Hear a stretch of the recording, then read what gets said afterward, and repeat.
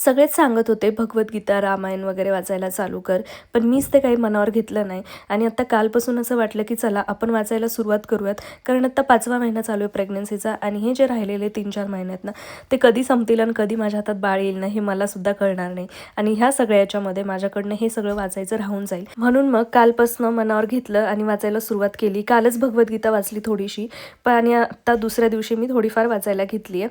असं होतं की मला जास्त वेळ ना खाली बसल्या जात नाही. मला बॅक पेन खूप जास्त होतो आणि तो मला आधीपासूनच होतो, म्हणजे प्रेग्नन्सीच्या 2ऱ्या महिन्यापासून. त्यामुळे मी जास्त वेळ खाली बसू नाही शकत बिना बॅकला सपोर्ट घेतल्याचा. त्यामुळे मला असं चेअरवरती पाठीमागे उशी घेऊन मी बसते भगवद्गीता वाचायला. मला माहिती आहे अशी भगवद्गीता वाचायची नसते, देवासमोर बसून वाचायची असती. पण चला असं माझा प्रॉब्लेम असल्यामुळे मी असं वाचते. बाकी आता मी बॉडी लोशन लावते आहे, कारण मला उन्हाळा, हिवाळा, पावसाळा काहीही असू द्या, मला बॉडी लोशन आणि मॉइश्चरायझर ह्या 2 गोष्टी कंटिन्युअसली लागतात. कारण माझी खूप जास्त ड्राय स्किन आहे, त्यामुळे ते तुमच्यासोबत शेअर केलं.